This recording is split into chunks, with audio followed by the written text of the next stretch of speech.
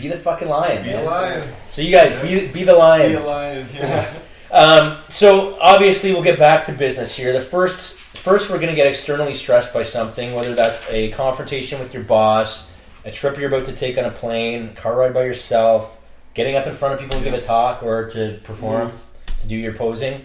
Whatever it is, that is the stressor. So this is when we have a choice after the stressor. So we can either go off one way and work ourselves up, or we can go off in the other direction and talk ourselves calmly and keep the panic response to a minimum. Mm-hmm. So by going off in one direction is when you beat yourself up and you use the negative self-talk and work yourself up. Here is where we use the self-talk and relaxation, where we calm ourselves down, bring back that relaxation response, and start calmly and positively talking about ourselves, which is kind of cool. So e.g., like for example, if you're thinking about getting up and talking in front of people or getting on a plane, of course I'm anxious. I haven't flown in a long time. So you can explain that there's a real reason this is happening. Or, of course I'm anxious. I'm getting up to talk in front of people. Of course I'm anxious. I'm getting up in a Speedo to flex in front of people, right? Of course there's a reason I'm anxious. That's one of the 6 steps, right? Right, that is. Accepting it. Yep. Allowing yourself to feel it. Absolutely. And so you say these things to yourself, and it's okay. You just say it's okay. There's a reason for it. It's no big deal. But you can feel the difference in your body when you use the calming, empowering, self-soothing kind of self-talk. And we have a choice whether we overreact or we underreact. And that's kind of where the choice comes in. So there's always going to be an external stressor. That's life. You have to deal with external stressors. It's your response that's going to be key. So let's talk about quickly the symptoms of an overreaction. So this is an overreaction. Tell me if this is familiar to you guys when you're having a panic attack. What's wrong with me? What's happening to me? Why is... exactly, things like that. I mean, check. Why can't I just be normal? Things like that are going to be the overreaction. And what happens with an overreaction is you release more adrenaline and more cortisone and cortisol-type chemicals. Your muscles get tight in your arms and legs and begin to contract and tighten. Your stomach gets tight. You may start to feel like you're going to throw up. Heart rate increases. You may think you are having a heart attack. That's a big one for me. Sometimes I'm always like this. Like, am I having a heart attack? Is this it? Yeah. Is this it? Am I done? I always, if I'm feeling that way, craziest thing, I alys get the aspirin into me. Because I heard if you're having a heart attack... You take aspirin. Yeah. So I'm not in a panic attack. I'm like, I'll get the aspirin. This is it. Yeah. Well, that's actually not a bad... It's not a bad way to start. Well, if I'm going to go, I'm going to be prepared, right? Yeah. So I guess Paulie's recommendation is to have aspirin around just all in the case. time. Yeah. Don't overdo it on that, though. No. Yeah. So we have, where were we here? And then we have the heart attack. And the other thing is a lot of people will get headache. And this was me, too. I got a lot of tension in my neck. Yeah. And it would create a heart attack, or not a heart attack, a headache. And when I started to get headaches, I used to feel like, oh my God, I have a brain tumor. Right. I'm going to find a brain tumor. Do you ever think you're going to have a stroke? Oh, yeah. Or like you're just going to be found in your house having a stroke? You're just having Yeah. Oh my God, I'm having a stroke. Yeah. Oh my God. Can you feel my hands? You know what? Did you ever see the movie What About Bob? Oh yeah. Yeah, when he starts like breathing into he starts having panic attacks because if he's faking it, he's not actually having it. That was one of the funniest parts in the movie. But then there's times where the anxiety, like these are vivid, like what we're talking about, like the heart rate increasing, and perspiring. All these things are sort of more vivid things that happen quickly, and they happen to me. I think they happen to all of us. But there's also ones that creep up. So there's a more subtle level of a panic attack, which is when thoughts creep in and you're thinking, like when I said, "Oh my God, do I have a brain tumor?" I might not have a panic attack that day. That might just be from a mild headache. Yeah. But over time, the thought of that keeps with me, and eventually you end up having a full-blown panic attack. So you may stand up and feel a little off balance or a little dizzy, and you may start worried that something is wrong. Anyway. I think we're bad at like self-diagnosing. We are, You wake up and you feel something's off today. WebMD. Yeah, WebMD. You can basically give yourself any disease in the head. Talk yourself into it. Sure. I'm sick today. Like we start worrying about self-medicate now. And then you start worrying about what could be wrong, and then you pile all this shit that you created in your mind. It's almost like hypochondria, but not Well, really. yeah. Like it kind of is. Yeah. Like, oh, I'm going to die from a heart attack or stroke or Anxiety. A lot of people with anxiety are hypochondriacs. Yeah. Because they're so sensitive. Like if anybody has a disease or is walking down the street, like if you see, this used to be me. I used to walk down the street and I used to see someone with mental illness that would be talking to themselves and they'd be crazy, right? Well, not crazy. I don't want to use that term, but you'd think like, oh my God, that guy's crazy. Right. Yeah. And then I'd be like, what if that happens to me? What if I start talking to myself? Am I going to do that? Like, and you're talking to yourself. Yeah, I'm talking to myself the whole time about it, right? So a lot of times people with anxiety are just very sensitive and can kind of internalize what other people are going through. And think about it in their own way. I have compassion for those people. I look at them and think, like, I would want to spend 5 minutes inside and see what's happening. Like, sure. See if you can fix it? Well, not even that. I know. Just, like, see what's going on. Just for my own kind of interest in mental illness, right? Right. Like, see what's going on there. I never spoke to myself, like, not that I remember. Maybe I did when I was 5, but just to see what it's like. You know, I've never lived with schizophrenia. Right. But I'd love to be inside the brain and just understand it from a person with schizophrenia's perspective. Sure. Right? Just I think that's I mean, if we could do that, that'd be fantastic. Yeah. It'll happen someday. Someday we'll be able to.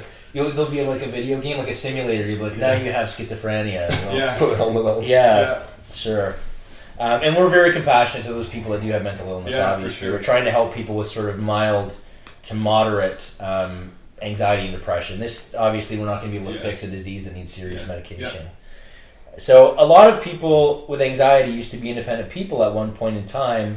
An anxiety disorder can start to make you feel dependent. It can make you feel like you're not in control of your thoughts, you're not in control of your life. And when you start to feel that way, that's depressing. So a lot of this anxiety can make you feel depressed. Well, that was one of the statistics actually, right? Like 85% of people that have anxiety usually have depression. Yep. They're usually they go hand in hand.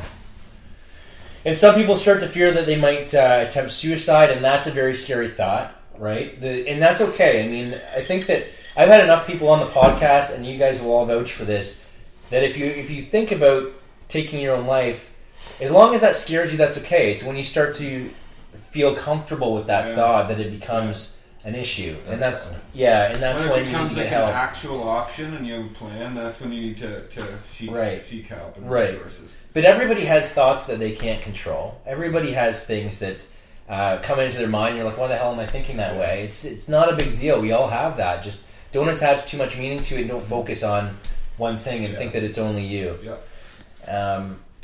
So relatives and genetic factors can create worry and panic as well. So if depression runs in the family, or anxiety runs in the family, or even someone committed suicide or death by suicide happened in the family, someone can kind of say, oh shit, this is genetic, what if it happens to me? And that can create more anxiety, and the cycle continues. I know a lot of people that have or live with mental illnesses don't want to have kids. Because they're afraid they'll pass it on? Because they're afraid to like, I have a fear of having kids because I don't want my kids to have to be predisposed to depression or anxiety. And that just scares the hell out of me. It's not saying that I wouldn't have kids. It's just it scares me that could be passed on. Like, I think it perhaps was passed on to me from my father, who was in the army, and his father was, we lived in they lived in a poverty kind of place in Newfoundland. So I think it's been passed down the line, but it's also up to me to break that cycle.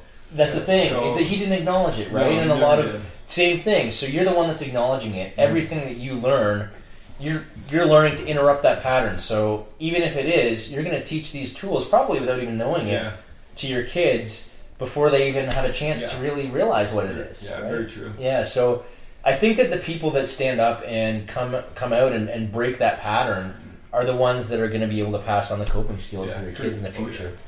So, anyways, this whole thing comes back to fear. Yeah. Like, you're afraid. You admit it. You're afraid of having kids potentially because you're afraid of the feelings they might feel. Right. Yeah. That's totally under control. I think that's compassion for my unborn children. Yeah. Do you know what I mean? Yeah. That I just don't want them to have to struggle without help, because I struggled without help, but I'm in a position now where this is all I do is help, right? Yeah. And I help organizations who help, and they help me, and I think if I still have the resources now when I have kids, or potentially have kids, then I'll be able to give them all these resources and say, and you're a resource yourself. Feeling, for sure. Yeah, you've gone through all of it, right? Here's some stuff to help you, right? And they won't have to do it kind of like I did, like with no one, or search with no support, like family. Your dad was like a military guy, right? Yeah. So already you're not gonna raise your kids regardless. And we're getting off topic here, but you're not going to raise your kids the same way that he raised you, regardless. No. Your approach is going to be different, which may make all the difference. Yeah. Oh, I think so. So at least I'll just leave that. Yeah. We can get into that another day. Yeah. But I don't think that's a fear that, I think it's probably worse in your mind, just like every other fear. Yeah, definitely is. Than the reality will be, right? So some people have spontaneous anxiety attacks, and it may happen in the middle of the night. Seems to be common here. I get them in the middle of the night too. But we really need to try to pinpoint where the anxiety is coming from and what it is we're worried about. So, do you guys ever try to pinpoint what it is that's worrisome? Like, why am I waking up? Other than the fact that it's sleep. Like, is there anything underneath it that you tried to pinpoint? I've started to now. Yeah. Yeah, this summer I started to be able to ask other questions, like, what is really going on that's making me feel this way? Or, right. Instead of focusing on the feeling part, trying to figure out the factual parts. Yeah, sure. Yeah. What about you? For me, it's a nightmare, and it's part of like living with post-traumatic stress. So I get the same nightmare. I've gotten the same nightmare for the last. So you know the reason. Your reason is nightmares. Yeah. Well, my nightmare is like I'm back in that apartment where I was raped, and I'm being raped. Right. And so it happens, and I try to. Sometimes I fight. Sometimes I kick my legs, and it's the exact same nightmare all the time. So I've pinpointed it, but I can't stop these nightmares, but I know why I get them, so I don't judge myself on too much on why I get them. I just still judge myself on getting them, because I think that I've done a lot of therapy, and I'm going to have to do therapy for the rest of my life with having gone through sexual assault as a man, right? Yeah. Or sexual assault as a person, as a human being. I don't know, like I've done this CBT, I've done rapid eye movement, like DBT, that kind of stuff, and it's definitely gotten less intense, for sure, but I still struggle with these nightmares. Sure. So I definitely pinpoint it. It's just, where do I move from there, because I hate being in that spot. Right. So I have to move forward from that spot, and I work with my counselor and therapist a lot on that. Right. So I have pinpointed. It's just it's a continual thing that I got to keep working on. Right. Maybe when I'm 60, I won't have nightmares. That's kind of the hope. Yeah. I got another 30 years of nightmares, and I just got to be okay with it. Well, I mean, maybe don't put an expectation on it, but eventually, with time, maybe you'll get less. Yeah, maybe you'll get less.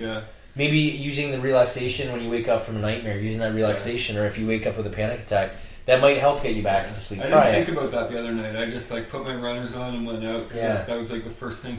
I couldn't really play my guitar. That's what I do a lot. I play a lot of guitar, and I couldn't really do that at 4 in the morning. Sure. Right? So I needed to get out and get moving. Right. No, fair enough.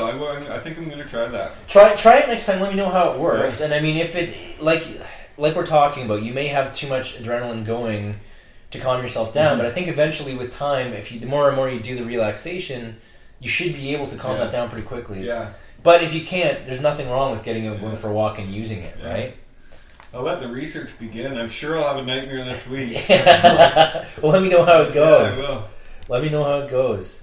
So sometimes, being anxiety-ridden and depressed, you can read about someone that's done something to someone else, or this is where it comes to where the sensitivity comes in. So, for example, we can read about someone that has died by suicide and think, "Oh my God, what if I do that?"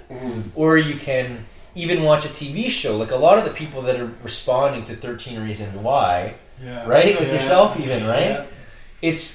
It brings you back to the point of where your life was a struggle, but also it's just a TV show, right? Like you're not necessarily gonna all that stuff. It happened, unfortunately, but. You're not. It doesn't mean it's going to happen again, right? It's in the past. And just because you see something on a television show doesn't mean it's going to happen to you, right? But some people with anxiety are so sensitive, that they'll lose sleep over the TV show they watch. Oh, for sure. And I think you just don't judge yourself on that, right? Yeah. I think we need to stop the connection between depression and suicide. Like, just because you're depressed does not mean you're going to end your life by suicide. No, not by any means. You know, and I think that's where people, 13 Reasons Why, they make that connection. Oh, you're depressed, you're going to end your life. And there's sexual assault in there too, right? End your life, right? Yeah. Well, they kind of covered everything. There's drug abuse.